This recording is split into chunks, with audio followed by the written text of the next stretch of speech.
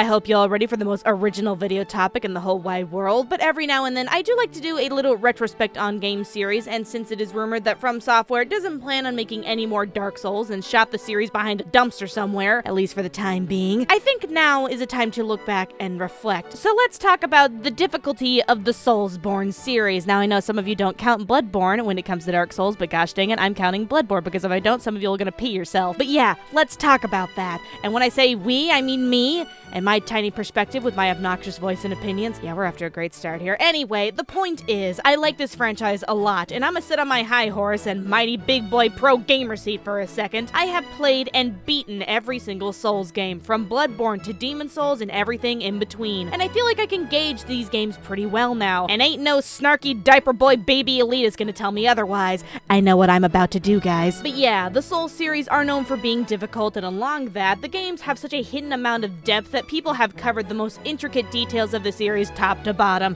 But now I'm here, and while I may not offer a massive elaborate breakdown or never before heard information that will make you weep with enlightenment, unlike some of the crazy stuff on YouTube with the mass community surveys or the 6-hour-long critical analysis or the lore dudes who won't shut up about knights with buckets on their heads while beating each other with chicken wings, I just want to talk about what I think is the most difficult Souls game and why, and just, well, difficulty in general and how it affects things. Because who doesn't like talking about challenge so people can claim that stuff isn't that hard and Dark Souls is piss baby easy while stroking their gamer ego so much you burst into flames? Cause guess what, guys? No one cares you beat the game by tonguing the D-pad. We get it, your life's boring! I digress. But yeah, from Demon Souls, Dark Souls to Bloodborne, what is the hardest Souls game? At least to me personally, because if we get too broad here, people are gonna crap themselves. Let's go! So I think before we start covering specific installments, let's answer the basic question. What makes the Souls game hard and/or challenging? Well, there are many design aspects that contribute to the game's difficulty. It's not just getting slam-jammed by big dudes and smeared across the wall by God knows what. It's a little more complicated than that. But the first, I guess, challenge factor is the obvious one. How the hecky do you learn about a game when the game doesn't tell you jack crap and likes being snarky about it? And that is lack of direction. Souls games are famous for their vague-ass instructions that require a lot of trial and error to find out where to go, what to do, how mechanics and items work, and normally that trial and error revolves around dying. A lot. Like a lot. Of course, it's not totally unfair, either through lore-friendly item descriptions or subtle cues in the environment, not to mention NPCs who can give you some tips followed by creepy laughs because they know you didn't understand a word they just said because everyone talks in frickin' riddles. But the game gives you enough stuff that you'll be able to piece together some type of direction, even if it is mega vague. The point is, the game trusts you to figure out what to do, even if it means running around for hours, clueless and trapped in an area and screaming your head off because God has abandoned you. But the lack of direction is by far one of the biggest hurdles to get over, specifically if you're new. And truth be told, there is a lot of situations in these games that are super out there, and I'm not sure how anyone managed to figure out stuff without a guide or help. And don't lie to yourself. At one point or another, you either looked at a guide or was tempted to look one up, because some of these things are what the kids call bullshit. But I guess that's the draw. Souls games reward those who are willing to go the extra mile and throw themselves at something weird endlessly until something happens, and I'm sure that's how some of y'all get your kicks. But if you manage to figure out what you're supposed to be doing, another obvious challenge factor is managing to go where you need to go and not getting vaporized in the process. Now, Soulsborne combat has definitely evolved over the installments, from the rigid peanut butter jar strapped to your arms and legs stabbing in Demon Souls, to rolling, blocking, and timing those attacks just right in Dark Souls, and then turning into a human blender and shooting people in the face with a ramped up aggression in Bloodborne, featuring, you guessed it, lots of berry juice.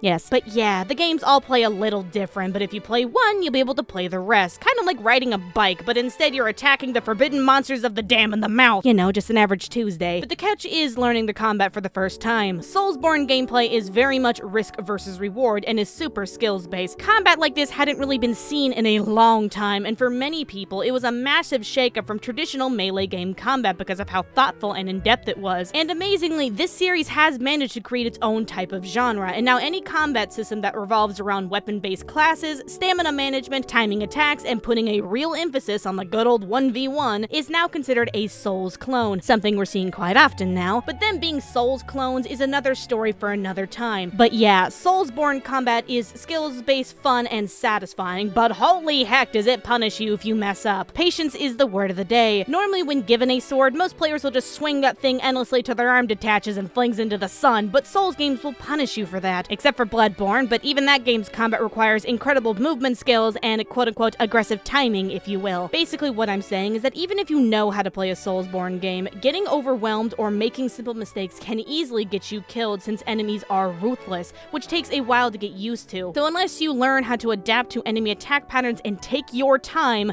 you are going to get fried alive. That's kind of how these things go. Not to mention a tiny aspect of challenge, but yeah, the Soulsborne games are RPGs, and if you're not used to stat management and not thinking about what kind of build you're going for, you can easily jank up stuff, and congrats, you just cranked the game into I made this more difficult on myself for no reason mode. The stats add an extra layer of thoughtfulness. You can't use certain weapons or abilities without a proper amount of points, and some enemies can insta-kill you without them, so it's a very important aspect of the game. And even gaining currency for those stats can be a burden because of how you gain and lose souls/echoes, because basically, if you're bad, you die a lot, and you'll never level up, ergo, you'll stay small and shrimpy the whole time, which likely means you'll continue to die, and then you got this weird endless cycle of sucking going on, followed by the distant screams of, "Get good." Oh, how it haunts me. But the last major factor of challenge is the checkpoints. You gotta love fighting a bunch of enemies, struggling to stay alive, getting a lick away from your destination, only to get killed at the last second, and yep, you gotta do it all over again. Sorry, bucko, try harder next time. I mean, bonfires and lampposts act as simple checkpoints, but the fact that enemies come back if you die, yeah, there is little room for error. You gotta do it right, or you gotta do it all over again. Getting used to that will test your patience, and considering how far some checkpoints can be outrageous in some titles, like in Demon Souls, where you are expected to get through the whole level and beat the boss without dying. So learning the level while being cautious so you don't mess up is a little stressful and hella painful if you die at the last second. That was a great show, but it's very. hard to It's watch. from that. Wait, no! No! Oh, did you Death. fall and die? Death. Did you fall and die, or did you get a donation? We'll never know. No! I fell! No! Oh, you fell and Death. died. Yep, there it goes. You I died. wasn't thinking! I forgot Game I set the it back gamer. up! Now, I know a lot of people take pride in beating and mastering the Souls games, and I get it. You want to show off that sick gamer cred. I myself take pride in beating this series. I'm just as petty as everybody else. It's totally a thing. Don't worry about it. But often I hear the same crap from big boys who have something to prove, that the Souls games aren't hard. It's a cakewalk for me. I'm just so skilled and talented. Blah, blah, blah, blah.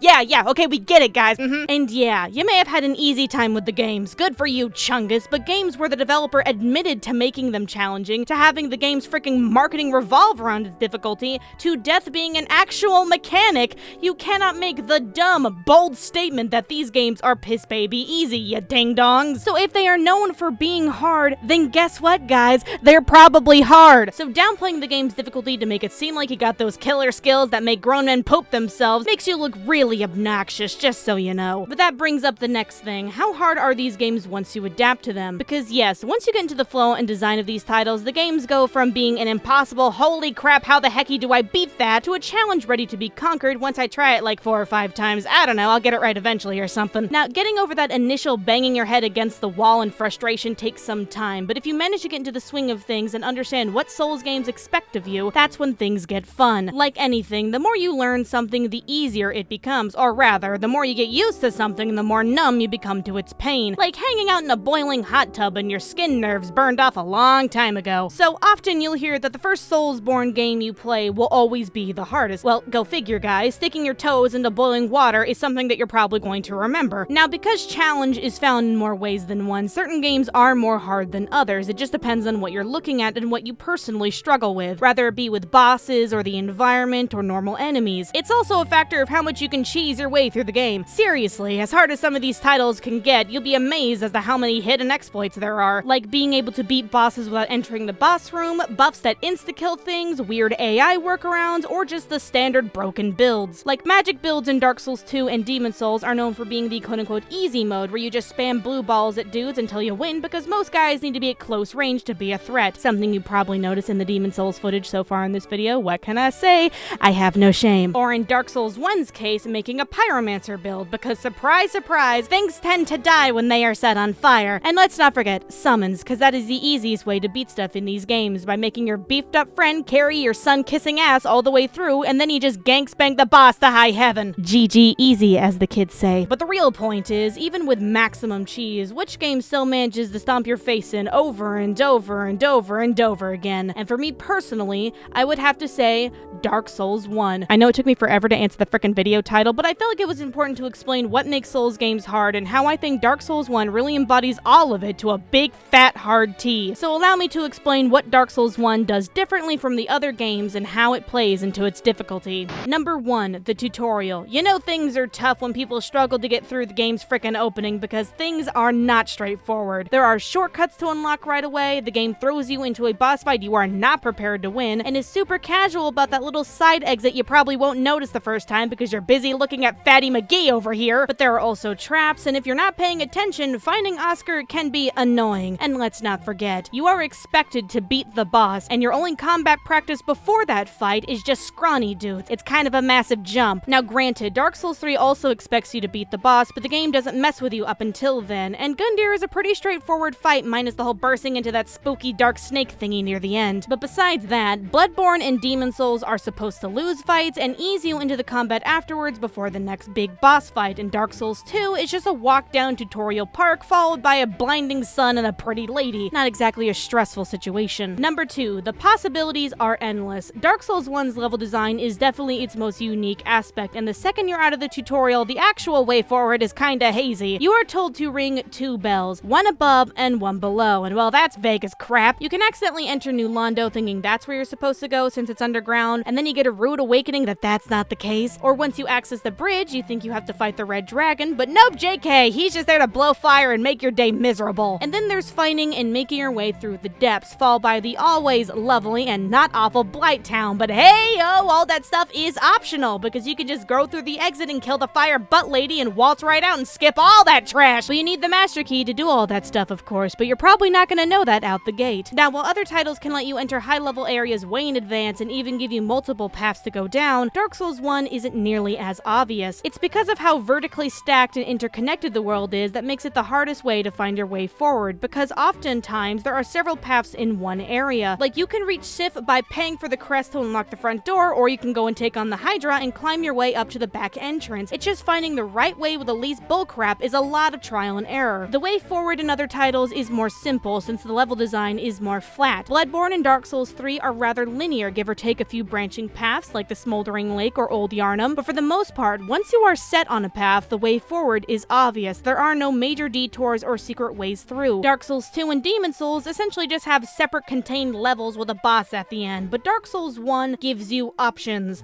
Lots of options because of how connected the world is, and some options are definitely more easy than others, and finding which one is where the challenge is. Number 3, the environment. Now, it's no surprise that everything in these games are designed to kill you. There are areas full of traps, drops, tricks, and nifty little surprises, but on average, it's the enemies that are gonna kill you the most. But in Dark Souls 1 and Demon Souls, to its credit, getting around the environment is just as dangerous as going against enemies. Now, while Demon Souls has its fair share of obnoxious, dangerous areas like the Valley of Defilement, which is basically the original Blight Town, I would argue that Dark Souls 1's environments are constantly dangerous and turn a normal standard fight between 1 or 2 dudes into a panic struggle to not fall off and die. Dark Souls 1 does this a lot, way more than the other games, and even though the other titles have unique, tight situations, most of the time in Bloodborne, Dark Souls 2, and Dark Souls 3, you are given a massive amount of space to take on and bait your enemies, but in Dark Souls 1, you are forced to really take in your surroundings because it is just as much as a threat. You got all of Blight Town, the Rafters, New Londo, Sen's Fortress, the Crystal Cave, and the frickin' Anor Londo Archers, etc, etc, etc. There is just an awful lot of platforming for a game that only gives you a run-jump ability, and your odds from dying by falling is a lot more common than the other titles. Number 4, the bonfires. Hands down the most distinctive feature of Dark Souls 1 is its bonfires, not just for their placements, but the big one. Dark Souls 1 is the only Souls game where bonfire warping unlocks halfway into the game. You gotta earn this privilege, boys. I truly think allowing bonfire warping from the get-go is one of the weaker consistent design choices in the other titles because it doesn't force you to get to know the level layout of the world nearly as much. Prior to unlocking warping, there is a massive amount of dread if you're trying to get from one point to another. The climb out of Blight Town is tension-filled because if you die, it's back where you came from, and the same can be said for the castle in Anor Londo. Once you fight your way in, you gotta fight your way out. There is no no easy way around it. It causes you to feel truly trapped in your current situation, and learning the area is more important than ever because death really means something here. I mean, let's be real, how many of you actually go back and reuse those entrance paths in Dark Souls 2 once you have the bonfire unlocked? Yeah, no, none of you. You can just warp to the darn things. They're completely useless. Unlike Dark Souls 1, where finding shortcuts is like your #1 priority because of how spread out some of these bonfires are. And that's really the catch here. The bonfire placements are very, very thought out and specific in Dark Souls 1 as compared to the rest of the series. Demon Souls checkpoints are just at the start and end of the levels. Dark Souls 2 has them like every 5 steps, and Dark Souls 3 and Bloodborne have pretty balanced placements, I'll admit, minus that weird double bonfire oversight at the archives after the Dragon Slayer fight. I don't know what the hell is up with that one.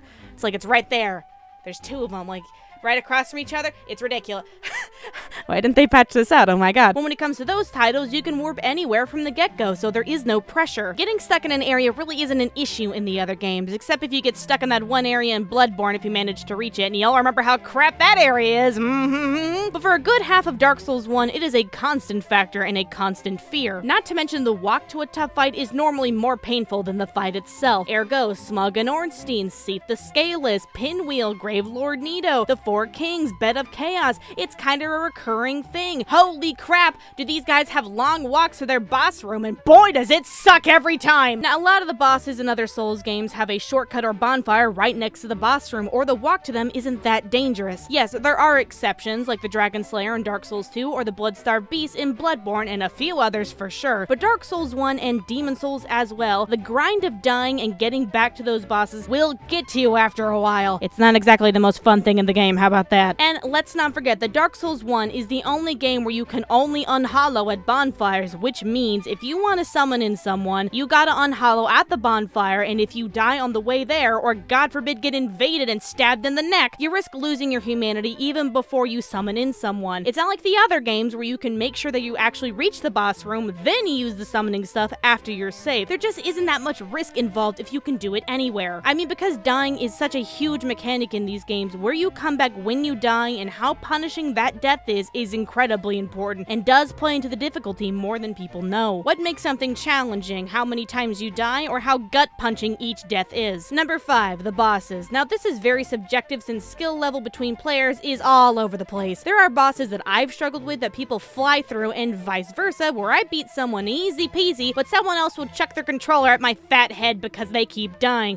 That's just how these games go. The challenge in bosses is all in the details and is super broad, since some builds work better than others, or if you have help, or you have a certain weapon or an item, and yada yada yada yada. I am not going to sit here and say that Dark Souls 1 has the hardest bosses and just base the game's difficulty on the bosses alone, because it just depends. But I can say that Dark Souls 1 sure does have some infamously tough fights. Smough and Ornstein is deemed one of the toughest bosses in all of gaming, and I say, yeah, it's a pretty tough fight. Most of the Lord Souls are known for being a challenge in one way or another, but a lot of the bosses can be cheesed pretty hard in Dark Souls 1 as well, like making Seathless Discharge fall to his death, or quitting and reloading the game after each action in the Bed of Chaos, to parrying Gwyn until you powderize the poor guy. So the exploits are very much a thing, but the same can be said for the rest of the series in some areas. But the other games have distinctive features to their bosses that make them hard. Dark Souls 2, for instance, relies a lot on corny tactics to make their fights difficult, like adding in a bunch of dudes or giving some bosses massive health pools, and in Dark Souls 3's case, a lot of the bosses have a just kidding, this is my real final form moments, having 2 phases a lot of the time, and either adding an extra health bar or entering that jacked up desperation attack moveset, and the music gets all hype and ha, and then suddenly everybody's on fire. Or Demon Souls, that has a ton of special gimmicks going on, like the old hero being blind, or the fool's idol who will keep coming back unless you kill that one dude. And then there's Bloodborne, which is just a combination of all of these things, but with sped up aggression and creepy people. The point is, the bosses are an aspect, yes, but they are not the core of the game's difficulty. They are a test of combat and definitely the highlight of the area, but the general challenge of the game is a combination of everything else, not just the bosses. Now, obviously, I did leave some stuff out, like how you can accidentally send merchants off to their death, or how Curse in Dark Souls 1 can ruin your whole day, or how the autosave system makes everything permanent, or how health items play a role because you can actually just hoard healing items in Dark Souls 2 and Demon Souls and never fear death ever and break the game, etc, etc, etc. But those are all little tiny details. I think I got my point across. But it is because of all the crap I just spewed out that I think Dark Souls 1 is the most difficult in the series. However, that is not to downplay the challenging aspects of the rest of the series, because as a collective whole, yeah, Dark Souls 1 really does encapsulate the toughest design choices out of all of the other games. Of course, the other titles have their own hurdles to get over, like Bloodborne and Dark Souls 3 have the least exploitable bosses in the series and are super aggressive and borderline make me want to poop myself. They are hands down the toughest parts of the game. Dark Souls 2 will flood areas full of enemies till you drown in skeleton boys and get overwhelmed by some of its bullcrap, and Demon Souls just controls kind of weird and has some really tough areas, but lordy does it try. And also, beating an entire level and the boss without dying is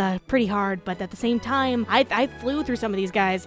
Ooh, I mean, that may have something to do with my magic build, probably, because, you know, massive cheese, but then again, cheese is a factor. Cheese is a factor, okay? You're gonna play Demon Souls, go for a magic build, you will fly through this game. It's nothing. Can't say the same for Dark Souls 1, because holy crap, you have limited cast spells. Yeah, that is a problem. But it is because Dark Souls 1 has the most design differences that makes it a real standout here, and if I was going to rate the Souls games from easiest to hardest, I would have to go with Demon Souls, Dark Souls 2, and then Dark Souls 3 and Bloodborne are kinda neck and neck, and then Dark Souls 1. And for the record, guys, when deciding my list, I didn't really consider any of the game's DLC, mainly because all that stuff is totally optional, and most, if not all, of the DLC packs are endgame high-level areas that are always separate from the main game overworld. They are designed to be the hardest stuff of the game, and they aren't needed to win. So with that, yeah, this is how I would rate the overall difficulty of the base games. Looking forward to some of those angry opinions, but that's okay, because this is just me. If you think one game is harder than another for whatever reason, then I cannot tell you otherwise. People struggle with different things after all. It's all very subjective. I've died to dumb bullcrap, you've died to dumb bullcrap, we've all died from dumb bullcrap, but it's your bullcrap at the end of the day, alright? But the real question is, doesn't matter where you find challenge, why do people tolerate the Souls difficulty and even encourage it? Cause got news for you guys, these are not the only hard games in the world, but what makes them special compared to just an obnoxiously tough game? Where does the line between bullcrap versus challenge begin and end? And I guess it goes back to one of the more popular phrases associated with this series, tough but fair. Minus some of those aha gotcha moments where the game does something really stupid that you'll never see coming just to kill you and then laugh at your dumb face. Other than that though, for the most part, Soulsborne games follow their own rules and don't change. There is barely any RNG in this series, give or take invasions, but just playing offline mode, you big baby. But enemies always come back in the same spot, attack patterns are pretty consistent, traps stay in the same place, etc, etc, etc. There is a very distinct pattern you can pick up on and study. Basically, the more you learn and adapt, the better you get, and that's satisfying. You get a major sense of progress in every aspect of these titles, from getting to know an area to finding enemy weak points. Every baby step feels good. There is no better feeling than the pure adrenaline rush when finally beating a boss after a bunch of tries, because winning fights feels earned since every death teaches you something new. Not to mention curiosity. There are other Souls-like games out there, but because of how mysterious and dense the atmosphere of the Soulsborne games are, there is a massive drive to keep going to see what the next boss is going to be, since the whole vibe is you being this dude in this dark, forgotten world that makes it seem like you're treading on areas you're not supposed to be in,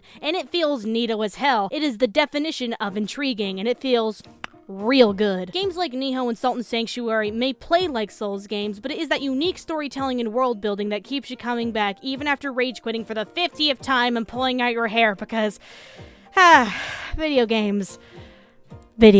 But that kind of sums up my Dark Souls rambles and whatnot. Please share your opinions. What do you think is the most difficult Souls games in the series? What boss did you struggle with the most? And how much do you want to chuck a controller at my fat head? Okay, let's be real. Let's do all the things and stuff like that. I'm gonna get out of this room because, oh my god, it's getting hot in here. Toodaloo, my dudes. It's been real. Ayo, welcome to the end of the video. Not gonna do an ending credits today. Instead, I want to thank some lovely people who sent some stuff to my P.O. box over the last few weeks. I've had my P.O. box open for over 6 months now, and I have to say, every time I get something from you guys, it just brightens my day, no matter how big or small. Notes, gifts, it doesn't matter. I cherish everything you guys send to me. So thank you to the lovely people who have been sending me things like games, shirts, knickknacks, the whole shebang. Also, a big shout out to my boy Andrew for selling me his Nintendo Switch. He sold it to me for a fantastic deal because I was struggling to find a decent price one before they restocked it, but I am now a proud owner of a Nintendo Switch, and I am enjoying Breath of the Wild very much. Thank you for asking. But Andrew, thank you so much for being a lifesaver and willing to sell me your system. I am enjoying it very, very, very much. Also, shout out to my boy Carl for selling me his Bionicles because, oh my god,